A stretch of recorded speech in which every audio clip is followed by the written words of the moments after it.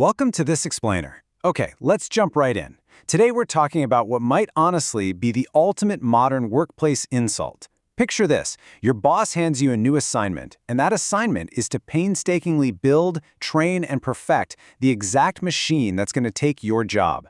Sounds like a bad sci-fi movie, right? Well, as we're going to see today through some wild data and recent court rulings, it's actually a very real, very pressing reality for a lot of workers right now. We're going to explore the legal battle lines being drawn around AI and job displacement and look at how totally different parts of the world are handling it. To really grasp how fast this is all moving, let's look at a number: 13,400. So a 24-year-old engineer recently threw an open source tool online, and he gave it this kind of cheeky name, colleague.skill. He basically built it as a dark joke about all the AI anxiety floating around the tech world right now.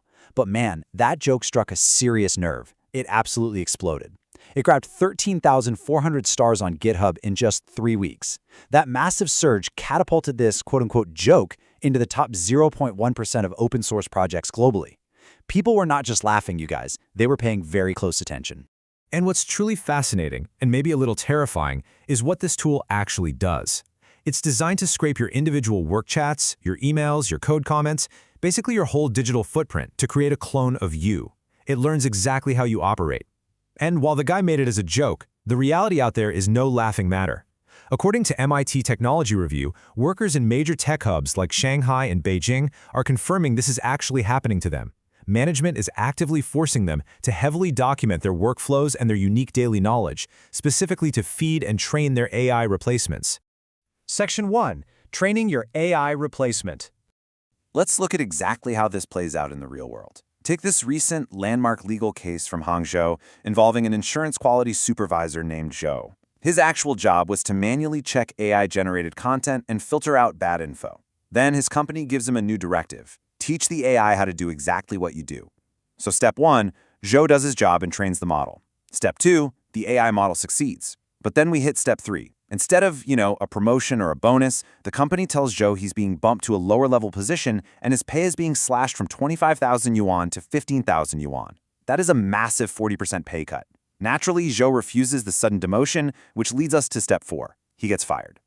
But here is the crucial part. Zhao didn't just pack up his desk and leave. He fought back. He took the company to court over the dismissal, and he actually won his job back. The court straight up ruled that replacing a human with AI is simply not a legally valid reason for termination. And get this, it wasn't an isolated thing. The sources point to another worker, Lu, a map data collector in Beijing. He'd spent 10 years manually gathering geographic data. His company switched to AI, wiped out his entire department, and fired him. Well, Lu sued, used the exact same legal precedent, and he won too.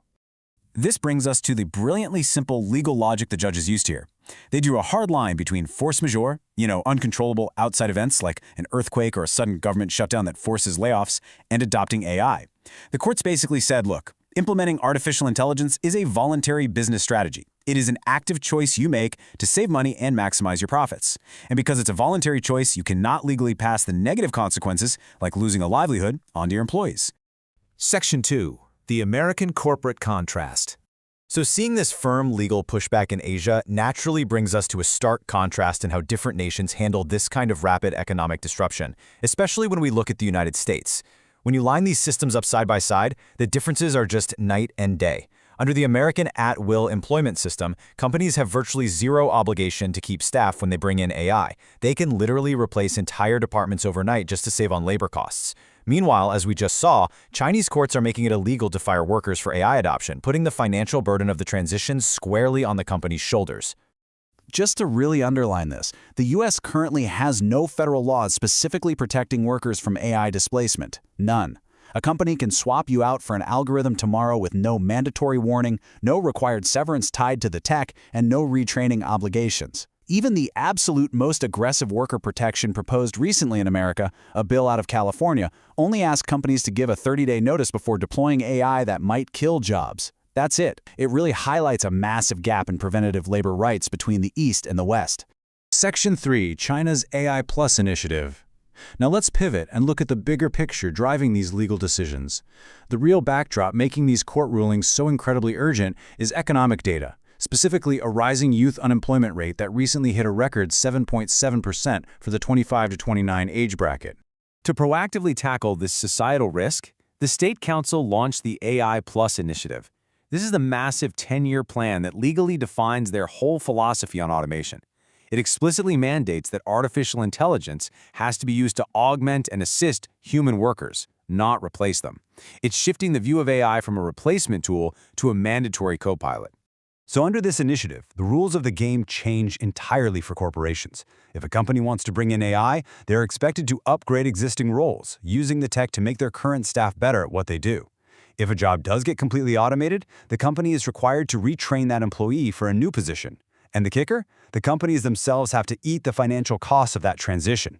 The state mandate is basically saying that overall, AI growth must be an engine for job creation, not destruction.